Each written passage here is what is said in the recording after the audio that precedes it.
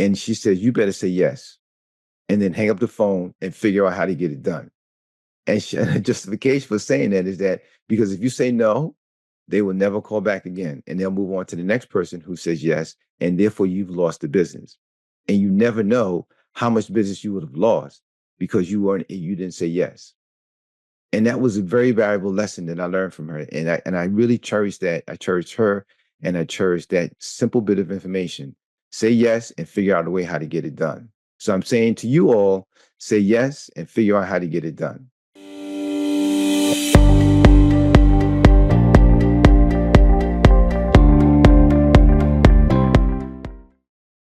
Welcome to Fingerprints on Success, everyone. Today, I had Navy veteran and serial entrepreneur Phillip Hogan, who is the founder and CEO of Signing Services of America, a nationwide notary signing service company with a robust database of attorneys and CFPB compliant notary signing agents throughout the country. Whether it's in the auto business, escrow business, law firms, or title insurance companies, there's enormous pressure to prepare and close loans on time. Phillip recognized this need for virtual partners to be able to schedule and manage remote signings in a beneficial and convenient manner throughout the country. Today, with more than 65,000 signing agents in his database, he has created a company dedicated to excellence, creativity, and long-lasting relationships. Let's unravel the fingerprints on success of Phillip Hogan. Hi, everyone. Welcome to another episode of Fingerprints on Success. Today, I'm joined with Phillip Hogan, who is the CEO of Signing Services of America, LLC. Phillip, welcome to Fingerprints on Success. Thank you for having me. So, Phillip, I'd love to jump right in and talk about your story as an entrepreneur. For our audience, tell us a little bit about Signing Services of America and how you came to create it, and give us a sense of the journey that got you to where you are now, because as I understand it, you have like over 65,000 Consumer Financial Protection Bureau compliant notary agents around the country, which is an enormous number. But I'm sure there's quite a journey that got you there. So if you wouldn't mind, just kind of jump in and tell us a little about you and the history of how you built the company. Sure. My humble beginnings began really working with my parents in their family business. I'm a New Yorker. My father was a decorated New York City police detective.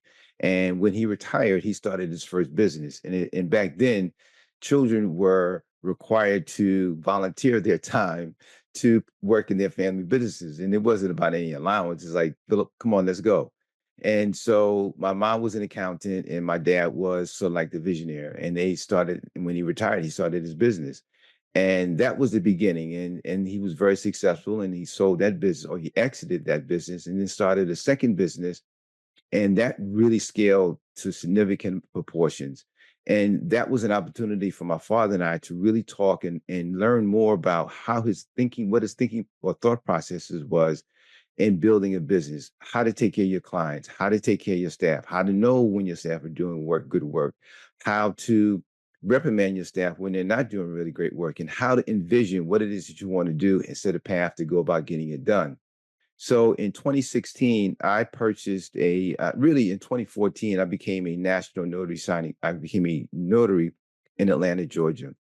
And at that time, I was really interested in getting into my second business, but I didn't want to spend a lot of time to go to school and acquire the skills or the certifications to do it. I was looking for something that would really allow me to pretty much start right away. And I purchased a car out of state, and the dealership sent a notary to my home with the closing documents for me to sign on the loan. And I was intrigued about that. And so we talked, obviously we got the document signed and notarized, and then we chatted a little bit. And he sort of like gave me, a litany of information that I needed to know about to go about becoming a mobile notary in Atlanta, Georgia. And thus, within 2 weeks, I began my mobile notary business with no further scaling opportunities in mind other than just doing the best that I could and obviously doing the level of work that I could manage. Well, in 2015, my business really grew, and I landed a huge contract in Clearwater, Florida, as a title company, and they really wanted to expand their brand in Georgia. And guess what? They wanted to expand it with me. So obviously I couldn't do it by myself. So in 2016, I said, okay, well, it's time to scale to a company. And thus Signing Services of America was born. And the immediate need was to be able to collaborate with this client, this client in Clearwater, Florida, for the purposes of having notaries get their various orders fulfilled anywhere throughout the state. And initially I started doing it, and then of course the word got out, and before you know it, more and more notaries began signing up, and thus we scaled for the first year, and then in 2017 and on, we just took some other methodologies to scale to somewhat the levels that we've gone through in the past 8 years. How many states do you operate in now? We're national.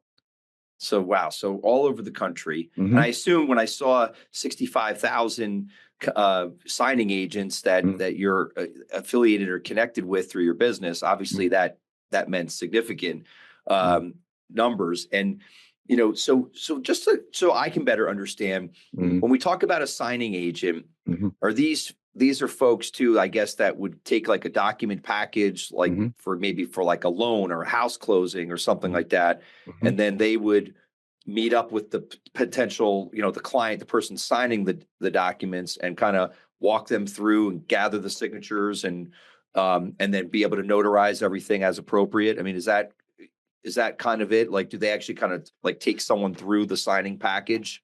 Yes, it is. And so, once you acquire the notary seal, then you're actually able to witness the execution of anyone's documents, right? And that doesn't change no matter what the skill level of the notary is, know what type of documents there are. The type of work that we do is mainly in the real estate or the mortgage space. So we really are looking for notaries who have experience in understanding, how to interpret these various mortgage documents. So when they get to the signing, if the signer has any questions or concerns, then at a very minimum, the notary will be able to explain the contents of the document, and thus keeps the transaction moving forward. So we work with a number of different type of clients in the mortgage side, in the class action lawsuit side, and now we're also working with attorneys in the estate planning side. And so we're looking for notaries who have the expertise, if you will, in each one of those buckets of possible business. And if they don't, then we're willing to provide the training to help them get up to speed so they'll know how to execute the documents that our clients are sending to us without any kind of mistakes. And so we're sort of like in the middle, but in the middle is a very important component to the transaction, because there's a lot of coordinating that's involved with a lot of different people to make the end result as smooth as possible and as successful as possible for all parties involved. So that's really cool. So I was just thinking too, like let's say I had a client who was executing their estate plan, Mm-hmm. and they were in a state, not near my state, but we prepared all the documents, we went over everything with them, and now they Mm-hmm. need to execute. But Mm-hmm. because it's an estate plan, it's got to be witnessed by a couple Mm-hmm. of people, it's got to Mm-hmm. have a notary. So I would be able to reach out for you and your company, and I would ultimately be able to, have someone take care of that signing ceremony, if you will, and then I would, in essence, pay you directly for providing that service to my client that needs to execute that estate plan. That's absolutely right. And so, what we like to say is that we are collaborating with our clients, and we want to do the heavy lifting. Our clients have a ton of work to do to prepare the documents. Lord knows the conversations and the processes that they have to go through. So the last thing we want them to be bogged down with is scheduling the signing and looking for a notary signing agent, and then monitoring that signing agent and ensuring that what they need to get done is done the way it should be. Yeah, Not to mention that, if there's any hiccups along the way, then the signing agent might call the client and say, I've got a question, or, there's sure. this particular situation going on. And thus it takes more time away from the client's ability to do their various tasks.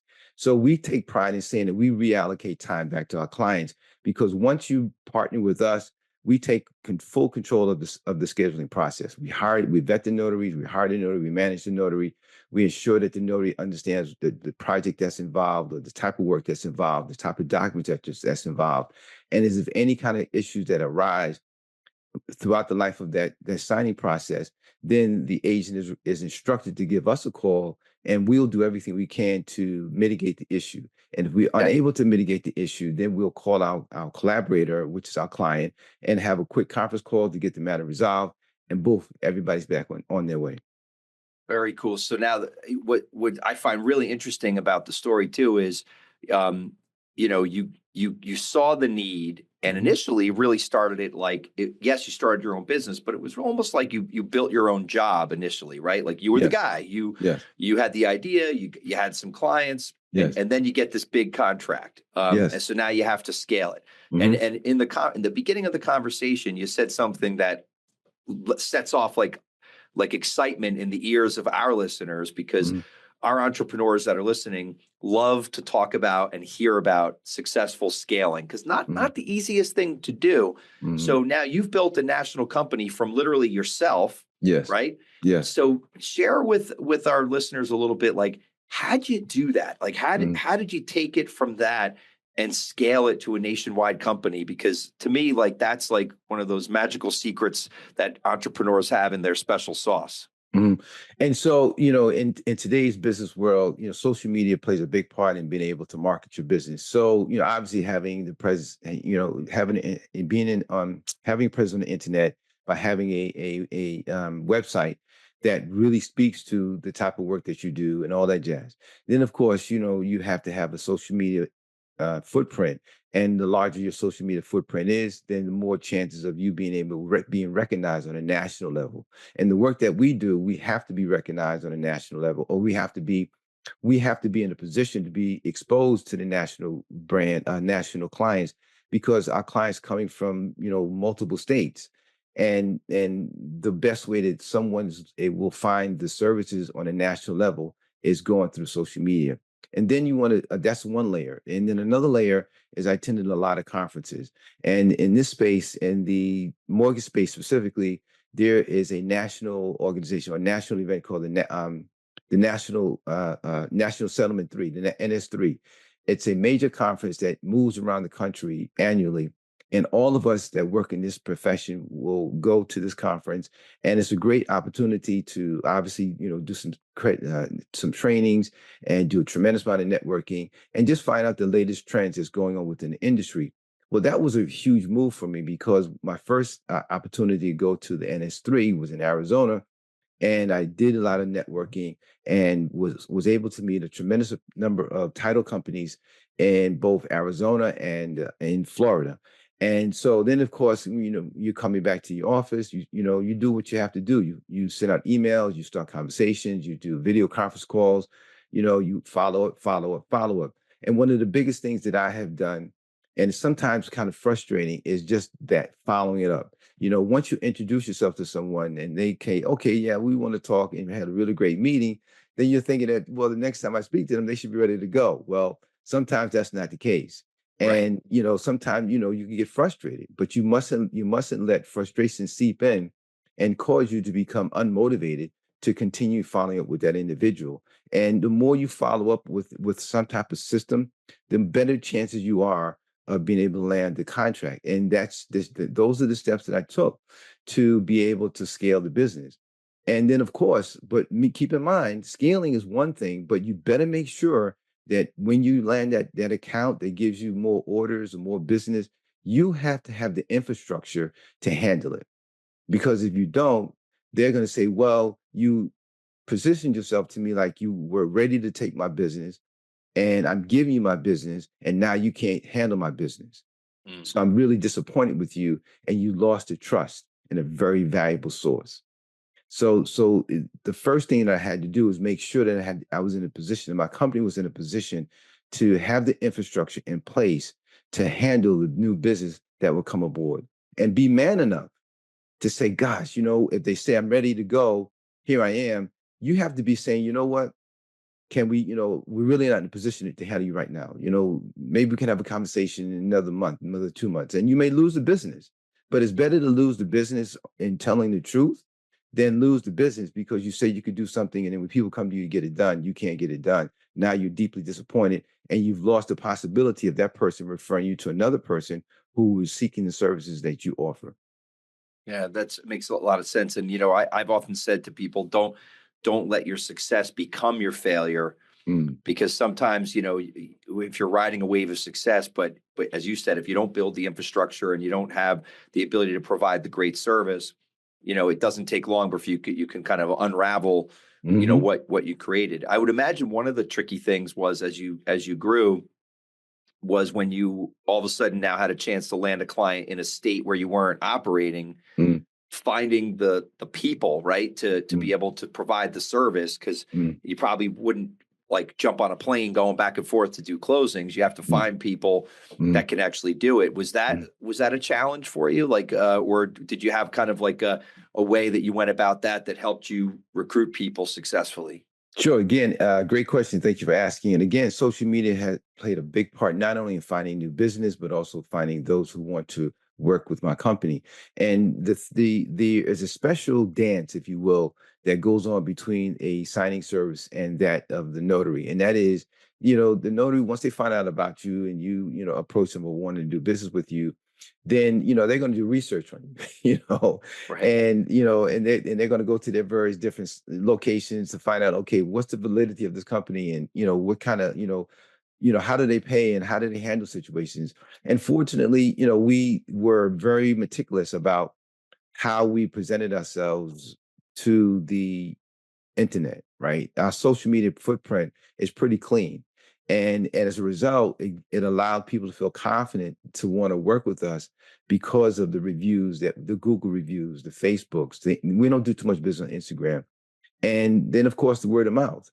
And what we do internally with our notaries is something very different. We take a lot of time to really engage them verbally and wanting to learn more about who they are, why they do what they do, what's their knowledge, doing this type of work. And then also to let them know a little bit more about us, more than what maybe our competitors would disclose. And it gives them the comfort to say, okay, boom, this is a company that is seems to be trustworthy, and I want to work with them. And then of course, so then the other thing happens is that when it's time to get paid, they get paid. There's Yeah. no, there's no chase you down, 30, 60, 90 days and I still haven't gotten paid. No. If there's any issues with their paychecks when it's time, there is the accounting department is able to receive those disputes and get them immediately resolved. So individuals feel like, okay, I'm calling a reputable company that has an issue, I have an issue with, and they are methodically handling my issue in a timely manner. That is tremendously comforting, when you work with the mobile workforce. Keep in Yeah. mind, we're working with notaries from Arizona to New England, from New Mexico to Florida. And so we have to have, a methodology that gives comfort to everyone that wants to work with us, that we are the kind of company that they feel pride and joyful to work with. Yeah, that's huge. And like you said, just like with customers, even with the workforce, it's all about your reputation and word of mouth, and whether it's social media or at conferences, what do people think of you? What do they say about you? Um, very similar, even even in my profession, you go to where the audience is that you're trying Mhm, to attract, right? So when you mhm, mentioned the trade shows and the networking and relationship building that you engaged in there, I'm sure that gave you a lot of exposure to new opportunities, and then you delivered, and you delivered both for customers and for the people who provide the work, which is helped you get to where you are today. When you think about your journey and building a company that's now servicing people all over the country mhm. and obviously doing very well, do you think that you had certain like guiding principles or philosophies that when you look upon it, you reflect on it, you say, it's because I thought like this, or it's because I took this kind of approach that I think that contributed a lot to my success? Yeah, and thank you for asking a question. And I opened up with talking about the lessons I learned from my parents, the business acumen. And although my parents are deceased, the lessons I learned from them in those moments stay with me today. And my father, he was a guy who grew up in, he grew up in Harlem, and he was a hell of a guy, and he worked hard, but he had these sayings, and he had certain ways of saying things, and some people will understand it, and some people may not, but I certainly understood it. And so one of the things he said, Philip, if you're waiting for if you're waiting for opportunity to land on your doorstep, gift wrap in a box, gift wrapped with your name on it, you'll be waiting for the rest of your life. You have to make the opportunity happen. You have to envision it, and then you have to make it happen. And then once you make it happen, now you have to continue building upon that. Right. So he instilled that in me and many, and very, very young. And so when the notary came to my home to get the loan documents on the car I purchased signed, the vision began to, it was erupted. I mean, immediately. Right. And then the more you, and then when you get the vision, you have to put action in behind that. You just can't sit on, you just can't get the vision and sit, because then what happens is it dissipates. It no longer has power. It doesn't grow. But the more you work on it, the more clearer that vision becomes. So that was one lesson. The second lesson, he said, Philip, if you take care of your people will take care of you. Mm. Now, what does that mean? Right? That means that, if you have employees, right, you got to make sure he would say, he would say, yeah, he would say not only that, but he would say your people will make or break your business. And I said, Pop, what are you talking about? He would say, listen, man, he said, if you have employees that are working in your business and disrespecting your staff, disrespecting your clients, not producing the best service that you can produce, not providing the best quality of product that you can provide, then you're never going to have any kind of, your business is not going to grow.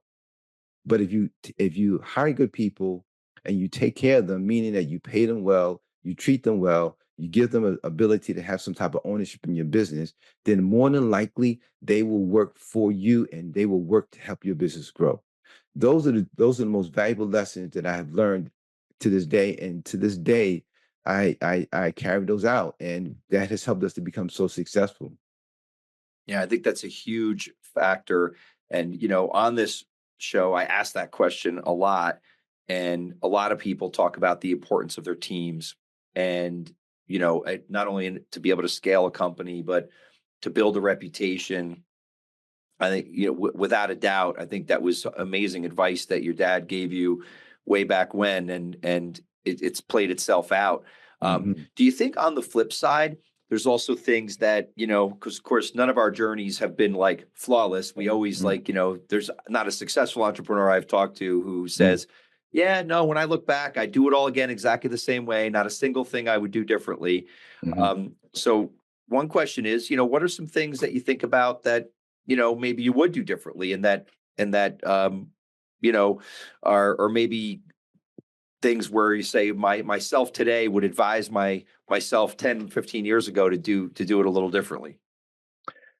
Well, I think one of the thank you for asking that question. And Sure. one of the things I would probably do differently is, scaling, right? Scaling, it's this is a tough one, because you want to start a business, right, and have immediate revenue, right?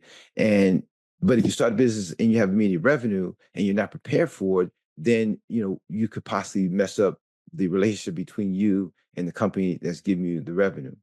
So it's really important for, I think, for aspiring entrepreneurs to really think through what it is that they want to do, and really fill in all the blanks, right? And that way, when things come along, you're prepared.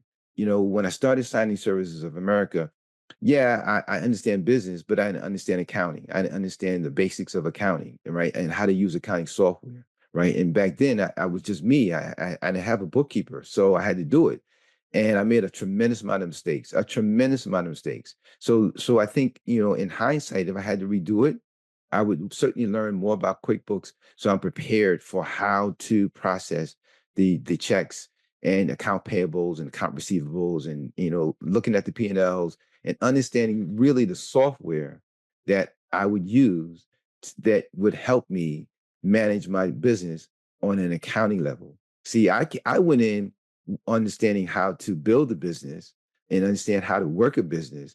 But when it came down to actually filling out those different departments and the marketing and accounting, ah, that's where I began to say, oh gosh, I just didn't know this stuff. And I had to either depend on people to teach me, or I had to go back to the internet and figure it out.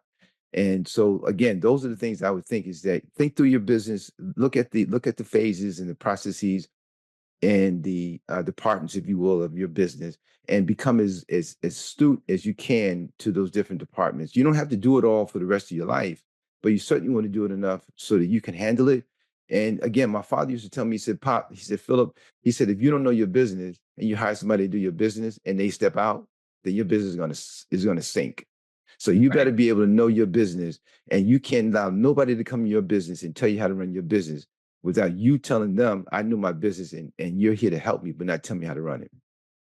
Yeah, there's a lot to be said too for that, and the kind of knowing how to do every job at a company, right? That you build. Uh, so many people talk about that. I remember a longtime client of mine who's been a guest on the show. Talked that his family business was in the insulation business, and when he first started working with his dad, his dad sent him out as an installer for a while, Mm-hmm, mm-hmm, like doing like the lowest job in the company, literally itchy, covered with fiberglass, cutting and installing insulation. And after he did that for a while, he made him become an estimator and learn mm-hmm, out how to go out and estimate the jobs. And he literally made him go through like every aspect of what every job required in that company. But not only did it protect him, I guess, and like to your point, from not relying on someone else a mm-hmm. 100%, but also the respect that it gained for him, and I'm sure for you too, that everybody knows that you've done you've been the chief cook and bottle washer and done every job within the business, which I'm sure is very valuable. Yeah, it is. And it helps because now when you hire staff to, begin delegating, obviously, duties to new staff, you don't have to kind of like, figure out, well, how do I train these people? What did I train them on? You know what needs to be done and how it needs to be done, and what you're looking for. And so when I hire staff, I'm screening for certain things, and I'm listening for certain information and certain responses. And that's because I know what type of mindset is required to really sit in the scheduling department, which is the main department within my company, and process orders, right? And there's and so again, my father, because my father taught me, about how to learn your business. And like you were saying with your client, it's so valuable, because if, can you imagine if you don't, can you imagine you have a multi-million dollar business and you don't really understand how it works, and you're depending upon people to, fulfill each role and each duty and each department, and you don't have any idea of how these departments work, then, oh my gosh, and then people start dropping out. You lose your mind, Yeah. because you're left with a deficit. Why? Because you haven't taken the time to really understand your business. And so that's the most important lesson that my father has taught me. And I thank him for it. Yeah, and like for any business, mine included too, you're trying to build a unique client experience. Hmm. So that means at every step along that process, whether it's the client facing people or the people behind the scenes, if you're trying to deliver a service that's best in class and that's unique to your company, everyone along the way understanding the vision and how you want it done is important. And I guess to your point too, if you haven't done it all, it's kind of hard to explain to someone else like what the ideal success looks like if you don't really even understand it yourself. Exactly. So Exactly. yeah, And so therefore you have I don't know, you just have a moment. But I'd like to just mention something, another piece of mentorship, if you will, that I've been sure. leaning on. And it's a great book. And it's the name of the book is Take Care of Your People. And it's by Paul Savardi, right? It's a great story on really how to enlighten CEO's guide to business success. And it's a simple read. It's some really relevant information in chapter by chapter by chapter that I found to really reinforce what it is that I have learned in my business, and also give me some, if you will, some footprint as to things that I still need to work on to make my business even more fine tuned. That's That's great. And I appreciate the recommendation because our listeners are also like sponges. And whenever another fellow entrepreneur has something cool or that they think is valuable, they love to hear about it and Hmm. share it on social media and otherwise. So, you talked a good bit about your dad Hmm. and your parents, and obviously they were great role models and mentors for you. Is Hmm. there anyone else in your journey when you think about the success of your business where you think about that person and say, if it wasn't for that person, maybe I wouldn't be quite as successful as I am now, or maybe I wouldn't be the same person I am today because of someone who had a particular influence on you. There are a few people who have dropped nuggets, if you will, Hmm. and one of those, the it's a young lady who I met at a conference, shoulder for a little bit on her wing, and she poured into me. And one of the things she says is, Philip, your phone is going to ring, and when it rings, the person is going to ask you, can you do such and such and such? And she says, you better say yes, and then hang up the phone and figure out how to get it done. And the justification for saying that is that because if you say no, they will never call back again. And they'll move on to the next person who says yes. And therefore, you've lost the business. And you never know how much business you would have lost because you didn't say yes. And that was a very valuable lesson that I learned from her. And I really cherish that. I cherish her and I cherish that simple bit of information. Say yes and figure out a way how to get it done. So I'm saying to you all, say yes and figure out how to get it done. Right. And if you Right. can't do it, then you just can't do it. But in my business, it wasn't hard for me to not be able to do it. It was just hard for me to figure out the fine way, the best way of getting it done. So that was the most, I think, the most important information outside my parents that I have received along the way.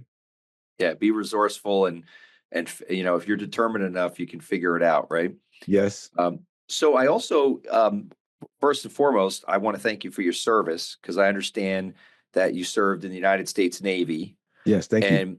and thank you, and tell us a little bit about your experience in the service, and if Mm, you think that maybe that had also some kind of impact on kind of who you are and on your success as well.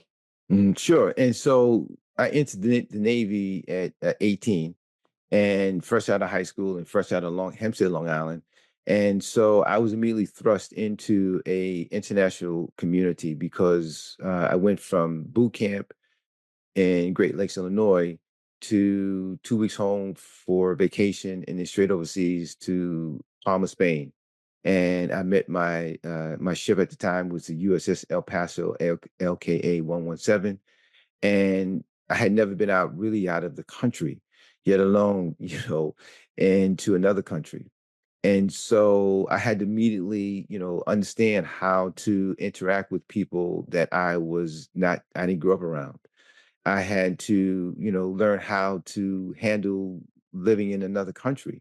Because in the Navy, you go out in the Navy, you do 6 month cruise to different countries, and then you do your military exercises, then you do a port of call. So you're popping into these different countries and you're interacting with the locals. And so the military gave me an opportunity to really open up my mind to seeing things a lot differently, to working with people who I didn't normally live around, and also how to be a team member on a huge team, on a ship where everyone had a role and everyone's role was depending upon the next person's role to be able to live and function and to move through the day so that we could get through our mission and get back home. And so and I think that has always, and so as a result, it's just I continue to stand upon that team member concept, and not so much asking, what are you going to do for me, but more so, what can I do for you that would help us move forward? That's great. And what a situation too to be thrust into at 18 years old, right? Mm. And a lot of responsibility too at a young age, with everybody relying on each other the way you had to. Um, so next thing I'd love to kind of dig into a little bit is Hmm. I sometimes call it like a current event topic or but like, what's been on your mind lately, whether it's your business, personal, the world as a whole, that's, kind of got you thinking, and that and is also a topic that you think maybe other people should be thinking about too. Hmm. Sure. So personally, I am a certified master scuba diver. And one of the things, and I'm also an underwater photographer. So I enjoy traveling throughout the globe, diving in various bodies of water, filming various wildlife in the wild. It's tremendously humbling, tremendously satisfying, rewarding, and it's my way of kind of like emptying the bucket. In regard to my business, I really, we have been focusing pretty much on 7 years with in-person notarial work. Now we are really depending upon technology that allows us to do what's called remote online notarization. And Hmm. instead of hiring a notary to go meet with the signer face to face, we have partnered with a RON provider, a remote online notary technology that my is learning to use that will allow us to fulfill the electronic notarial needs of our clients anywhere in the globe. And it's a fascinating piece of technology that allows business to still be conducted, although both the notary and the signer are in different cities, states, or for that matter, countries. And so that's a brand new department for us that we're really excited for. We've got really dedicated Ron notaries that are training with among themselves and with the Ron provider to fine tune their understanding of the software, because we have clients that are ready to start sending us business in that area. And then and so in regard to business and technology, then I'm also interested in building our own bit of application, if you will, that will allow us to interface with maybe some law firms and doing various products that we have had a taste to do in the past. So the expansion of the business in the technology realm, and then my love for scuba diving and being able to film the underworld are the two major things that I'm working on right now. Wow. So on the technology side, are there Hmm. limitations with that? Like under the law, are there any limitations to kind of I'll call it Sure, like remote sure, notarization? sure. Or is it like limited to certain things? Yes. How's that work?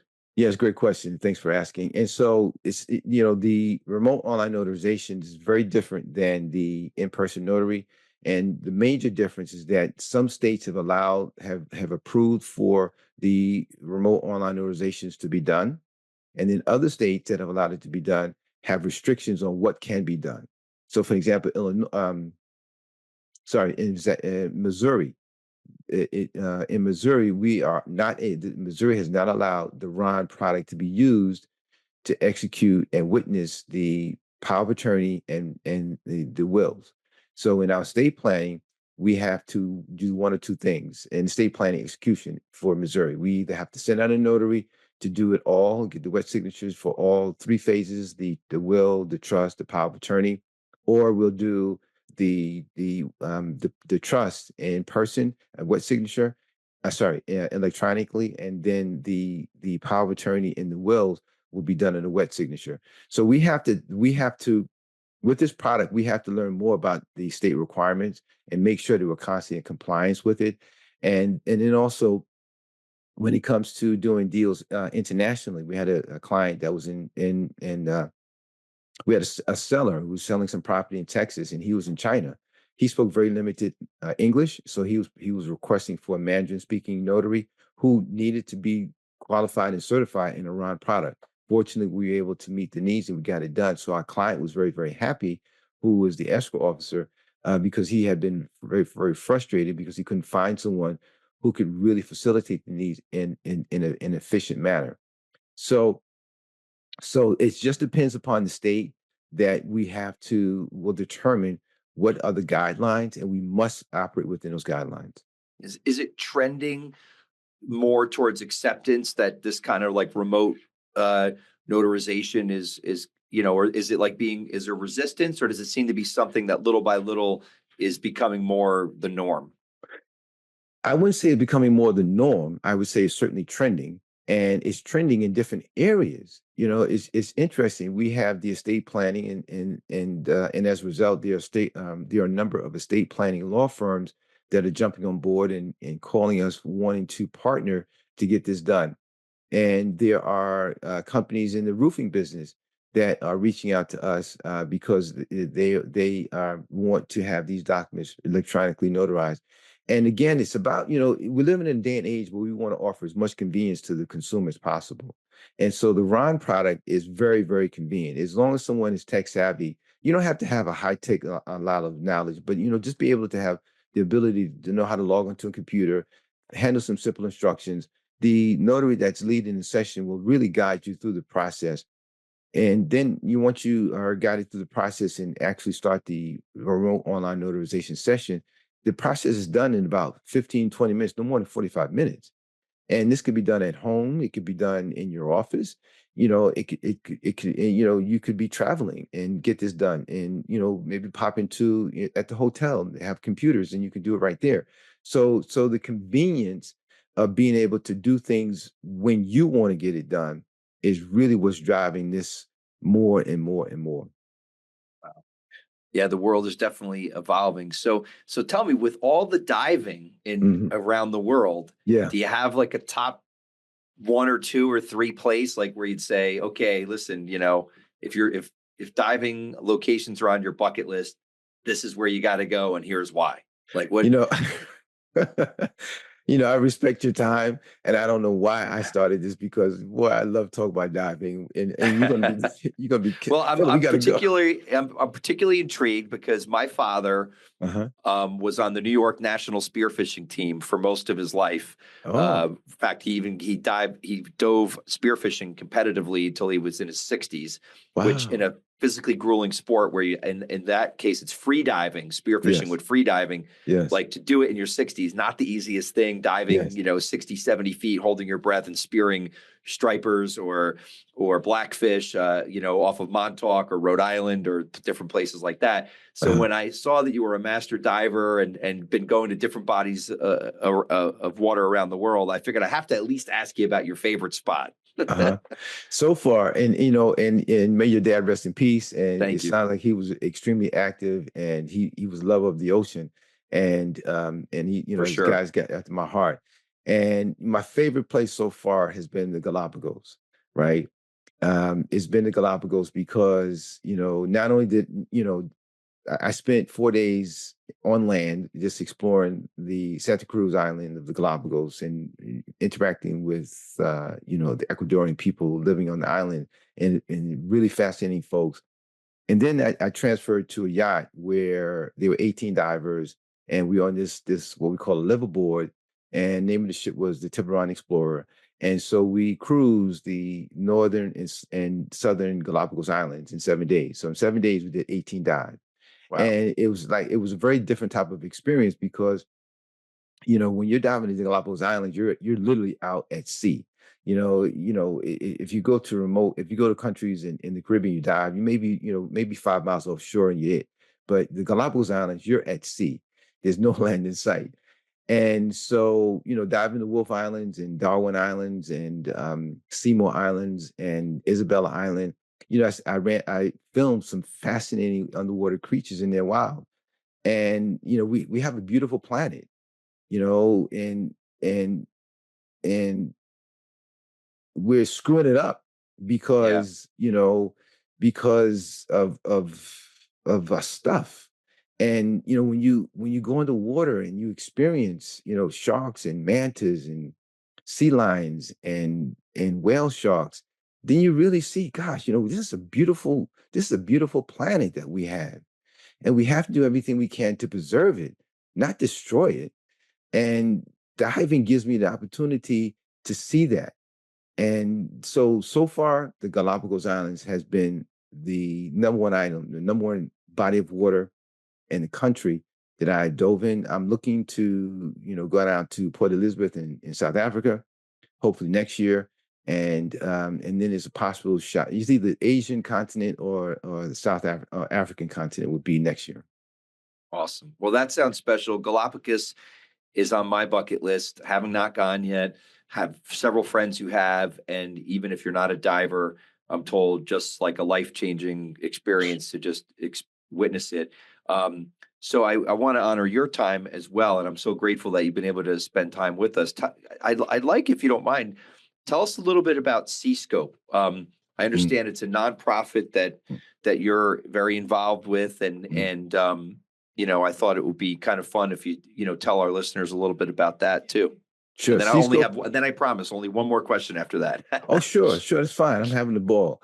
And so C-Scope, excuse me, C-Scope, as you mentioned, is a 501c3 in Indianapolis, and its primary mission is to grab the inner city children of color and really teach them aquatic sports and skills. And she starts off with she's an optometrist, and she's a wonderful woman, and got a heart of gold and so much energy. And so I stumbled upon them because I had purchased my first set of scuba gear, and when I really got decided, okay, I'm back into diving, and in 2021 I was looking to donate my gear to a worthy cause. So I went to Facebook group, and boom, one thing led to another, and found out about C-Scope and donated the equipment. And now I've become an ambassador. I've become a member of the fundraising committee. We have done fundraising, we've donated equipment, and we continue to donate financially to an organization that's doing some great work. So not only does she, so what her vision is to teach children, inner city kids, to swim, and then those that want to advance go on to become certified scuba divers. And then what she does is plan trips for these children. In diving, we have to do what's called, once you have done all of the educational material, then you have to do what's called checkout dives. You have to actually get in the water and demonstrate various skills that will determine you are eligible to become a certified scuba diver. So she'll take these kids who've never really traveled out of Indianapolis and go to various parts of the world. She's taking children to Bermuda. She's taking Wow. children to the Bahamas. She's taking children to Key Largo to do these checkout dives. So not only are they learning to swim and scuba dive, but they're learning to travel and interact with other people. And so it's a fascinating organization that's doing some great work. And if you're looking for something to get into and support, I'd really advise you to consider looking into C-Scope. That's awesome. That's great work, and what a nice thing, and what a great opportunity to create for these kids. So I promised one last question, which is, you know, Philip, what has you excited about the future? Like when you get up every day and you've built this great business, what's got you pumped about the future as you go forward? Sure. I'm 67, and so I still got energy to go. And and so what's got me excited is the opportunity that I can wake up, right? And fulfill my dreams and fulfill my goals and aspirations, and to share this with people like yourself, those in your audience, and anyone that I come in contact with, right? We are living, we have a wonderful opportunity to make other lives very, very wonderful. And one of my aspirations is to do just that, is to make someone else's life a little bit better because they came in contact with me. And if I'm doing that through a podcast, that's great. If I'm doing that by, getting on a dive boat and diving with others, that's great. If I'm doing it in the work that I do, that's great. I mean, Signing Service America has hired and offered employment opportunities to a number of younger people. And to see these people come to my company and help build it, right? And they've moved on, and they've taken the lessons that they've learned by working with us and implemented them into their next phase of employment, next phase of life. That's extremely great. It's extremely humbling. And so I want to just continue to be, opportunity to help people fulfill their dreams. And if I'm directly working with you to do that, fine. If I'm helping you by listening to my stories and experiences, then that's fine. But my goal is to make your life a little bit better as a result of having some type of contact with me. That's what I get up and live for on a daily basis.